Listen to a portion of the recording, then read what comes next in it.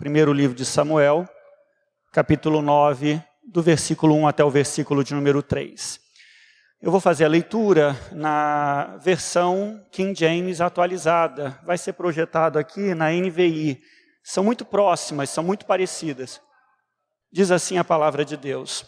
Havia um homem entre o povo da tribo de Benjamim chamado Quis.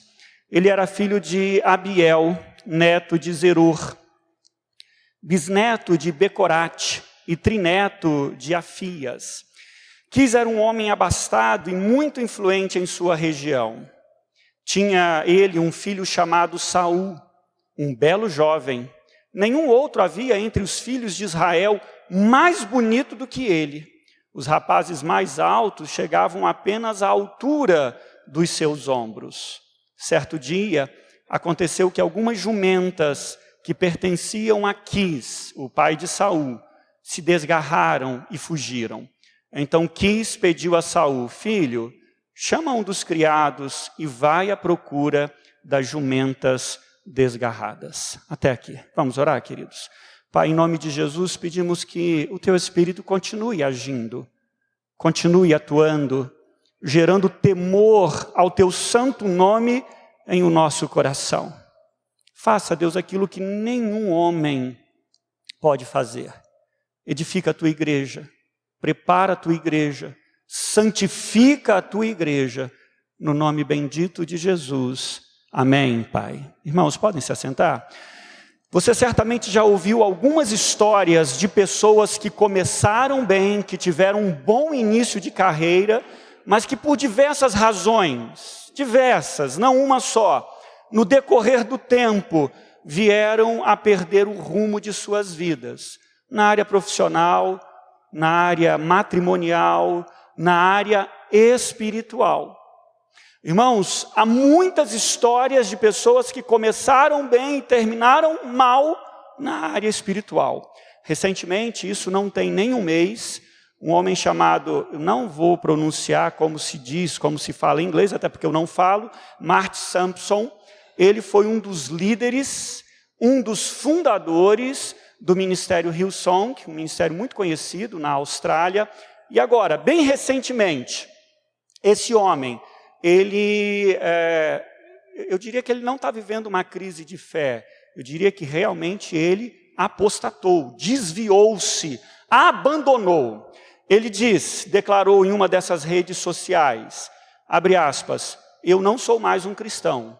Fecha aspas. Para ele, abre aspas, a ciência continua perfurando a verdade de todas as religiões, inclusive o cristianismo. E ele concluiu o texto dele, a maneira bem peculiar da nossa época, né? Hoje a gente tem dito isso, vários estudiosos têm dito isso, Deus foi destronado. Deus não é mais o centro da vida e da existência das pessoas, o centro é o ser humano, uma ideologia, uma filosofia que a gente vai chamar de humanismo, tomou conta e o homem é o centro, o homem é a medida de todas as coisas, é o ser mais importante. E ele conclui, pelo menos essa parte, abre aspas, diz assim, muitas coisas ajudam as pessoas a mudarem a sua vida, a mudar a vida. Não apenas uma versão de Deus. Fecha aspas. Ou seja, você pode viver bem, pode ter um estilo de vida bacana, pode ter uma vida muito legal, sem necessariamente acreditar em Deus. Deus é desnecessário. Meus irmãos, esse homem foi líder de um ministério de louvor internacional, importantíssimo. Você certamente já cantou alguma versão dessa música, ou de algumas músicas dele, você pode ter certeza. Um homem que compôs e ajudou na composição de muitas obras, né, que levaram o povo de Deus a adorar. Mas infelizmente hoje esse homem, como eu disse, eu vou repetir, não são palavras nossas, não é um pré-julgamento, ele diz, eu não sou mais cristão, eu não creio mais, eu não acredito mais. Irmãos, essa é uma das milhares de histórias de pessoas que começaram bem, mas terminaram mal. Volta comigo, por favor. Esse é um sermão que a gente chama tecnicamente de um sermão biográfico, mas eu não vou me delongar, porque a gente não tem tempo para isso. Então a gente vai falar um pouco sobre a vida de Saul, e Saul, para mim, é a personificação daquele que começou bem, mas terminou mal. Saul, ele tem como grande virtude ser o primeiro rei de Israel, o primeiro rei das 12 tribos unidas, juntas. Esse homem é apresentado, você pode ver comigo aqui no versículo de número 2, como um homem bonito, de boa aparência, alto, provavelmente o sonho de consumo de toda mulherada israelita, né? Porque o cara era alto, era de família boa, família abastada, família rica. Além de alto, o cara era bonito, chamava atenção. Quer dizer, de cara, o cartão de visita dele, muito interessante. Mas aí a gente pode falar assim, por fora, bela viola, né? Por dentro, pão bolorento. Já ouviu esse ditado, né? Mas a Bíblia fala que ele tinha algumas virtudes, sim. Ele tinha algumas características, infelizmente, eu não vou ler, só vou passar, se a Ludiana quiser projetar. Aí você acompanha. Por exemplo, ele era um homem humilde. Inicialmente, ele foi humilde. 1 Samuel 9, 21 fala sobre isso. Quando Samuel se encontra com ele diz, mas quem sou eu? Eu não sou grande coisa, eu não sou da família mais rica. Ele se apresenta como alguém assim, eu não sou grande coisa. Ainda mais, o Espírito Santo tomou. Esse homem foi cheio do Espírito Santo e profetizou. Esse homem foi cheio do Espírito Santo e profetizou junto com os profetas. 1 Samuel capítulo 10, versículo 6 e versículo 10. Então, além de bonito, etc. e tal, o cara, pelo menos aparentemente, externamente, né? O cara estava ali na graça. Ele, quando foi ungido, não demonstrou nenhuma fome e sede de poder. Falou assim, opa, sou eu mesmo? Então é meu. Então agora eu sou rei. Não é. 1 Samuel 10, 22 nos fala que ele se escondeu entre as bagagens lá, quando Samuel convocou todo mundo para poder declarar, olha, aqui está o rei. Ele se esconde. Um cara que demonstra inicialmente o quê? Não só humildade, mas não estou assim tão afim do poder. Né? Ainda mais, cauteloso, 1 Samuel 10, 27. O pessoal botou pilha, chegou e disse assim, esse Saul aí, esse Saul não é de nada, a gente está perdido. E ele não retrucou, fez-se de surdo, né? Foi sábio, foi cauteloso, não entrou precipitadamente numa batalha. Mais ainda, se você quiser ver comigo, 1 Samuel 11, 6, o cara teve zelo por Deus e pela obra de Deus. Os filisteus estavam metendo sarrafo nos israelitas, estavam sendo oprimidos, a grande potência da época era a Filisteia, ou eram os filisteus. Ele fica com raiva, se levanta e diz assim, não podem fazer isso contra o povo de Deus, e se levanta para defender o povo de Deus. 1 Samuel capítulo 11, versículo 6. Mas, irmãos, esse início, que aí você pode contar mais ou menos, capítulo 9, capítulo 10 e capítulo 11, e pouquíssimo tempo, fogo de palha. O amor, o zelo, a fidelidade, a simplicidade, a humildade desse homem, Saul, foi para o espaço. Como eu disse, irmãos, infelizmente não dá, porque são muitas informações, eu só vou passar por cima. Saul perdeu o rumo. É como acontece, né? Eu me recordo, muitos anos atrás, e aí falando sobre área matrimonial, quando a gente ficou sabendo que uma determinada pessoa, depois de umas 2 décadas de casado, resolveu abandonar a esposa. Cara, eu esperava isso de todo mundo, né? A gente esperava isso de todo mundo, menos dessa pessoa. Alguma coisa aconteceu. Porque nada acontece de um dia para o outro. É um processo. E com Saul não foi diferente. Não foi. Você veja comigo, de maneira muito objetiva, eu só vou passar por cima. Ele é um homem que começa bem e termina mal. Ele começa bem e termina mal.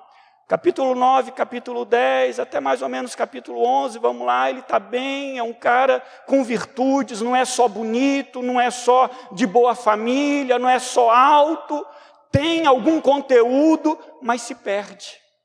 Joga tudo isso para fora. E começou como, irmãos? Com a desobediência. Depois a gente vai explorar isso. 1 Samuel 13. versículos 13 e 14. Ele desobedece 2 vezes palavras explícitas de Deus. Deus havia dito, faça, ele não fez. 1 Samuel 13, 13 e 14, 1 Samuel 15, 22. Depois ele se torna um homem precipitado em seus juízos e avaliações. Ele não consulta a Deus, ele não ora, ele simplesmente age. Age no impulso, se perde. Se tornou, 1 Samuel 15, 9, um amante das riquezas. Quando Deus decretou um negócio chamado harém, e no Antigo Testamento você tem uns 4 ou 5 episódios desses, quando Deus manda, olha, vai lá e destrói tudo, ele não obedeceu. Ele disse assim, ó Senhor, nós trouxemos aqui essas ovelhas para te prestar culto. O texto fala, 1 Samuel capítulo 15, versículo de número 9, que aquilo que era precioso, aquilo que tinha valor, ele não destruiu, mas o que era vil e desprezível, ele destruiu. Por que ele não destruiu? Para ficar para o reino, para ficar para ele. Se tornou um homem invejoso, 1 Samuel 18, 9, um homem cheio de medos, cheio de temores. Você pode ver aí 1 Samuel 18, 12, 28 e 29, um homem traiçoeiro. Ele dizia uma coisa, para Davi 3 vezes, ele disse assim, não Davi, volta Davi, eu não vou te fazer nenhum mal. Não mantinha a palavra, quis matar traiçoeiramente a Davi. Por fim, irmãos, assim, ainda não acabei, 1 Samuel 19, 9, ele se tornou um endemoniado. O Espírito do Senhor sai, porque o Espírito de Deus não convive com demônios, né? Não convive, não tem essa história de um homem ser endemoniado e ser cheio do Espírito Santo, ou de um homem, uma mulher ser cheio do Espírito Santo e ser um endemoniado. Não existe isso, não há base bíblica para isso. 1 Samuel 19, 9, ele se torna um homem endemoniado e Davi é usado por Deus para tocar lá a sua harpa, para tocar instrumentos musicais para que ele se acalmasse. Se isso é pouco, ele se torna um homem cruel. Ele rejeitou, ele não obedeceu a palavra de Deus que disse, vai e extermina, porque era a palavra de Deus. Mas ele foi e matou os sacerdotes de Deus, 1 Samuel 22, 17, e depois matou, meus irmãos, mandou matar toda a cidade, mulheres, crianças de peito, animais, tudo. Ele resolveu aplicar o harém dele. Ele resolveu manifestar a ira divina dele. Por fim, irmãos, agora sim, por fim, um desviado. 1 Samuel 28, 8. A Bíblia, desde Levítico, desde Deuteronômio, diz assim, não consulte os mortos. Proíbe a necromancia. Sabe o que é necromancia? Que acontece hoje, por exemplo, no alto espiritismo ou no baixo espiritismo. Vamos pegar aqui o alto espiritismo. Aí o indivíduo vai lá, eu queria falar com o espírito da minha avó, queria falar com o espírito do meu pai. Tem uma correspondência aqui para você do espírito da sua mãe que morreu. Essa comunicação de vivos com mortos. Samuel vai lá, pitonisa é uma médium, né? Vai lá, consulta uma pitonisa, uma médium, e diz assim, olha, eu quero falar com Samuel. Samuel havia morrido. E eu gosto muito da Bíblia do Dr. Russell Shedd, falecido, saudoso Dr. Russell Shedd, que ele tem a melhor explicação sobre esse episódio. E eu, como ele, vou dizer, não foi o espírito de Samuel. Não houve comunicação de mortos com vivos. Foi um espírito demoníaco que se manifestou ali. Irmãos, de maneira muito objetiva é isso. Olha, esse é o quadro, esse é o retrato. A pergunta que fica aqui para a gente é, por que uma pessoa que começa bem, termina mal?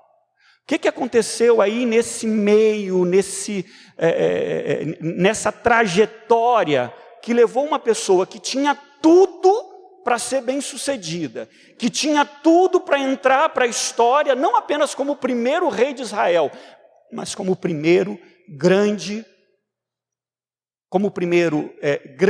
justo, santo rei de Israel. Ele, infelizmente, não foi isso. Ele se perdeu. Eu queria ver 2 coisas com você de maneira muito objetiva. É claro, irmãos, que há outras explicações, é claro que há muitas outras questões, mas eu quero destacar duas com você sobre essa radiografia da apostasia de Saul. né, uma pequena, breve radiografia. Primeiro é o seguinte: Saul experimentou os dons, Saul experimentou o convívio com o povo de Deus, mas eu afirmo categoricamente que Saul não conheceu a Deus de verdade. Não conheceu.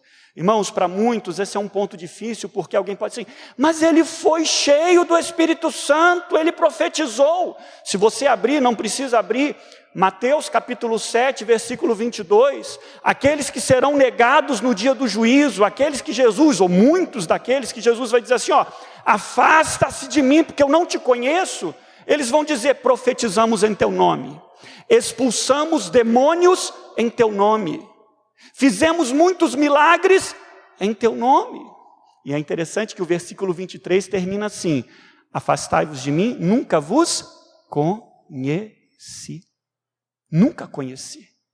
Irmãos, Balaão era um profeta pagão. Deus usou esse profeta pagão para abençoar 3 vezes Israel. Números capítulo 24, versículo 10. Balaque, inimigo do povo de Deus, contrata esse homem e diz assim, vai lá e amaldiçoa. E Deus não permite isso, porque sobre Israel não vale encantamento, porque sobre a vida do crente, do filho de Deus, não vale macumba, não vale praga, não vale nenhuma dessas coisas, porque sobre nós está o Espírito do Eterno, porque sobre nós está a bênção do Senhor, porque sobre nós, irmãos, há a proteção do Altíssimo, louvado seja o nome do Senhor. E diz assim, então acendeu-se a ira de Balaque contra Balaão, e batendo palmas nas mãos, disse, eu chamei para amaldiçoar meus inimigos, mas você já os abençoou o quê, irmãos? 3 vezes. Deus pode usar Balaão, pode usar a mula de Balaão, pode usar quem ele quiser. Mas esse Ciro, Isaías capítulo 44, versículo 28, um homem perverso, um dominador, um imperador, matou muita gente, e Deus quis usá-lo, segundo a vontade dele, para a reconstrução de Jerusalém. Deus usa, irmãos, quando quer, o ímpio. Sabe essa coisa, me perdoe, eu vou falar assim sobre política, não, nós precisamos de um candidato evangélico, nós precisamos de um crente, nós precisamos de um pastor, balela, Deus usa quem ele quiser. Deus usa quem ele quiser. Se o crente tem vocação, se não é pastor, se o crente tem vocação política, louvado seja Deus, vai. Deus te abençoe, te use, mas Deus usa quem quiser. Deus usa quem quiser para realizar os planos dele, aleluia. Porque é os céus quem mandam, não é a terra quem manda. Ciro, um perverso, Deus usa e diz assim, e Deus chama ele de pastor, de ungido, né? Interessante isso aí, que diz acerca de Ciro, ele é o que, irmãos? Meu pastor, e realizará tudo o que me agrada. Ele dirá acerca de Jerusalém, seja reconstruída, e do templo sejam lançados os seus alicerces. Então, irmãos, essa ideia, ter sido usado, ter sido rei de Israel, Saul, irmãos, isso não significa muita coisa. Não significa. 1 João capítulo 2, versículo 19, diz que muitos que estão no nosso meio não pertencem realmente a nós, não pertencem realmente ao reino de Deus. É triste? Mas é a verdade. O fato de sermos usados, irmãos, por Deus, ou até mesmo de chamarmos Jesus de Senhor, isso não é suficiente. É preciso, irmãos, conhecer a Jesus de verdade. E aqui eu ouso dizer que muitos conhecem apenas os milagres, conhecem apenas os feitos, não o Deus dos milagres. Muitos conhecem as bênçãos de Deus, não o Deus das bênçãos. Você já ouviu isso? Saul, quando eu pego a história dele, ele não é um cara que coloca Deus em primeiro lugar. Ele coloca a si mesmo em primeiro lugar. Ele está preocupado consigo. Ele sabia que Deus havia ungido Davi, rei de Israel. O que ele faz? Faz de tudo para matar. De tudo para matar Davi. Ele sabia de alguns dos planos do Senhor e tenta obstaculizar os planos de Deus. Irmãos, Mateus 6,33 diz assim, busque o reino de Deus em primeiro lugar e a sua justiça. Busque em primeiro lugar o reino, que é a mesma coisa que buscar a Deus, e a sua justiça. Saul, infelizmente, não age dessa forma. Ele não conhecia Deus, não conhecia. Irmãos, conhecer a Deus, isso aqui é uma prova cabal, significa andar em obediência. Aquele que tem os meus mandamentos e os guarda, esse é o que me ama. E aquele que me ama será amado por meu Pai. E eu também o amarei e me manifestarei a ele. Quem ama, obedece. Quem obedece, conhece ao Senhor. Veja comigo João capítulo 4, versículo 34. Ele não era obediente, pelo contrário, não era. Aí quando a gente olha para Jesus, né? E ninguém conhece o Pai como o Filho. Ninguém conhece a Deus Pai como o Senhor Jesus. E Jesus diz assim, olha, vamos ler juntos, irmãos? Disse Jesus, a minha comida é fazer a vontade daquele que me enviou e concluir a sua obra. Você quer saber se você conhece a Deus? Pergunte para si mesmo se você obedece ao Senhor. É só isso. Não é se você frequenta a igreja, se vem, é bom, viu? Venha dominicalmente à igreja. Mas não é porque você vem dominicalmente à igreja, se você conhece o Senhor, você obedece ao Senhor. Você sabe qual é a vontade de Deus, você sabe qual é a palavra do Senhor, e você cumpre a vontade do Senhor. Jesus, ele é exemplo para a gente nesse e em tantos outros aspectos. Abra comigo, por favor, João capítulo 5, versículo 30. Quando a gente conhece a Deus, quando a gente conhece a Deus mesmo, a gente não só obedece, como a gente procura honrar a Deus com a nossa vida, com as nossas atitudes, com as nossas palavras, né? E é isso que Jesus fala em João capítulo 5, versículo 30. Por mim mesmo, nada posso fazer. Eu julgo apenas conforme ouço, e o meu julgamento é justo. Vamos ler juntos esse finalzinho? Pois não procuro agradar a mim mesmo, mas aquele que me enviou. É isso, irmãos. Saul jamais procurou, ou depois que ele perdeu o rumo, não estava nem aí para a glória de Deus, não estava nem aí para a vontade do Senhor, não estava nem aí para a exaltação do nome do Senhor, ele só estava preocupado com uma coisa, com poder. Só estava preocupado com uma coisa, com a criação de uma dinastia. Deus havia falado, olha, você não vai ter dinastia, quando ele desobedeceu pela segunda vez. Acabou. Ele quis, porque quis, de todas as formas, empurrar Jonatas para que fosse seu sucessor. Jonatas, que era muito mais crente que o pai, fez uma aliança com Davi, dizendo assim, ó Davi, você que é ungido, amigo, mas só me deixa aí estar aqui do seu ladinho para caminhar junto com você. Né?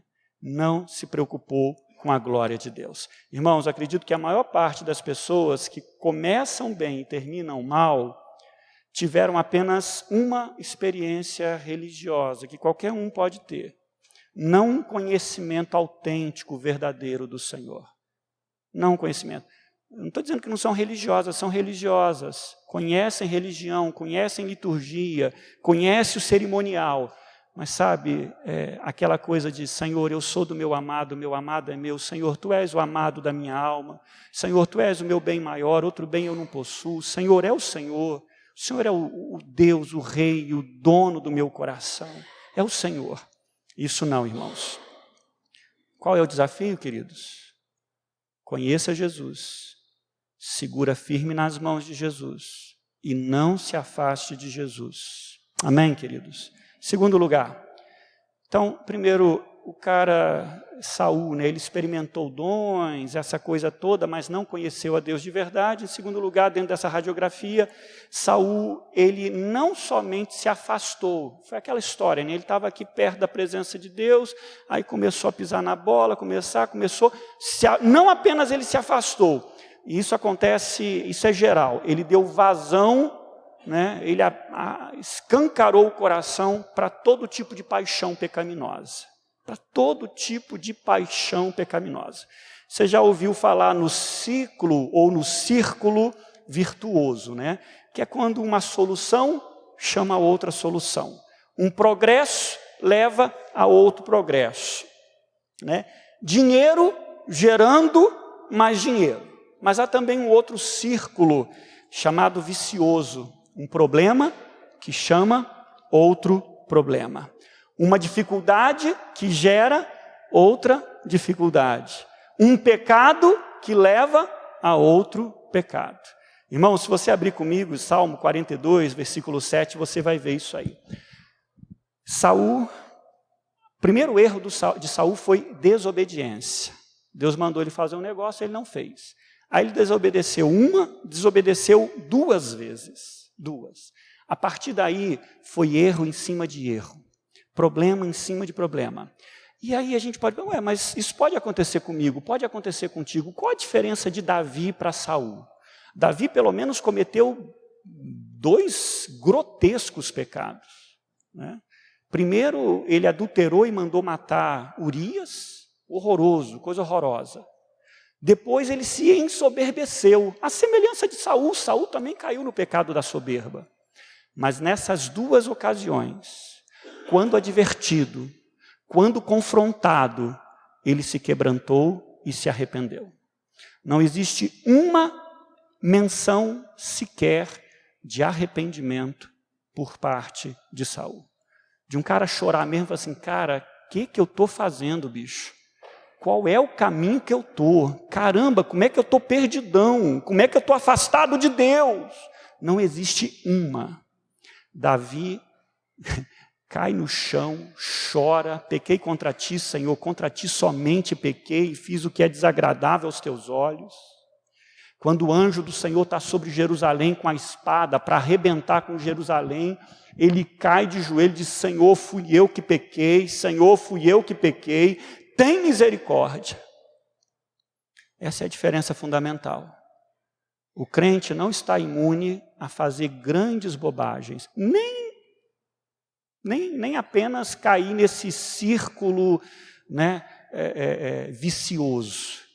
Mas a diferença do crente para aquele que não é, daquele que apenas conhece Deus de ouvir falar, ou conhece os dons de Deus, é que ele tem sensibilidade, ele tem abertura no coração para se arrepender.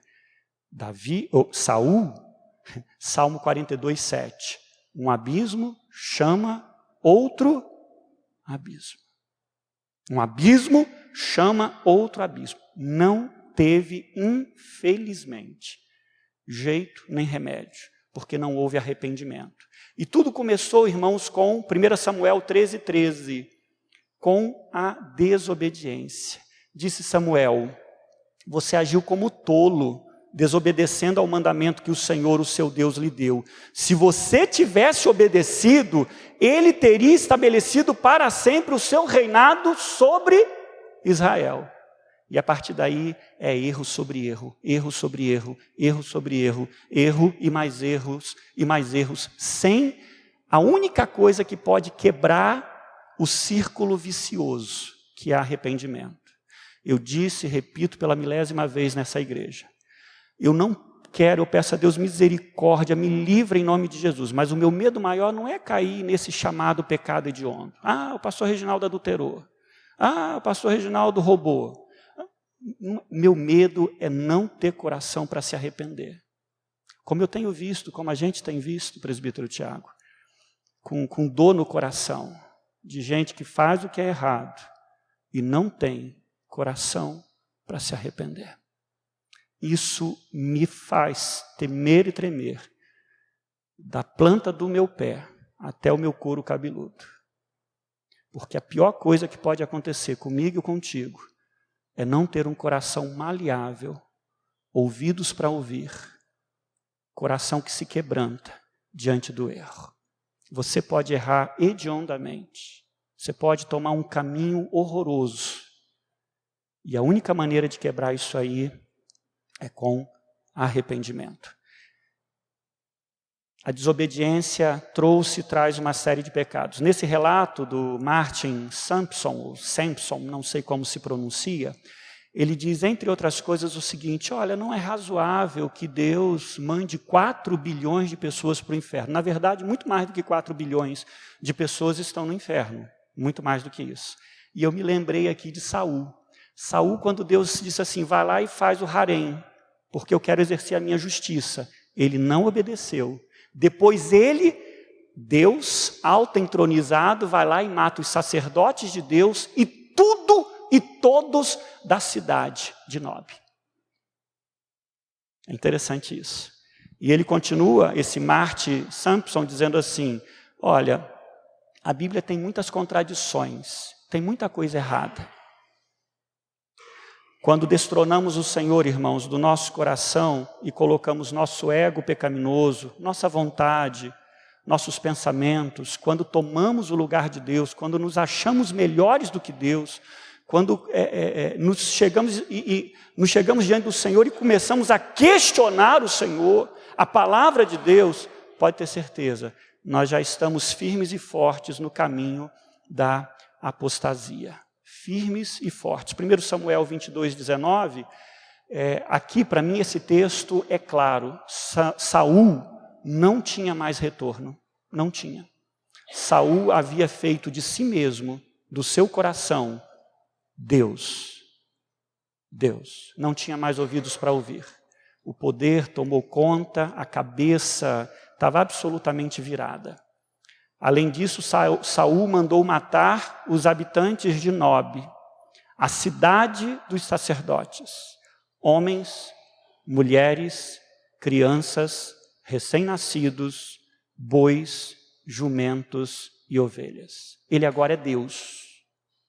Saul agora é Deus. Ele faz o que ele quiser. É o que as pessoas que estão nesse caminho da apostasia, que viraram a cabeça, não ouve ninguém. Só elas estão certas, só elas têm a razão, elas fazem o que querem e acreditam, nenhum mal vai acontecer.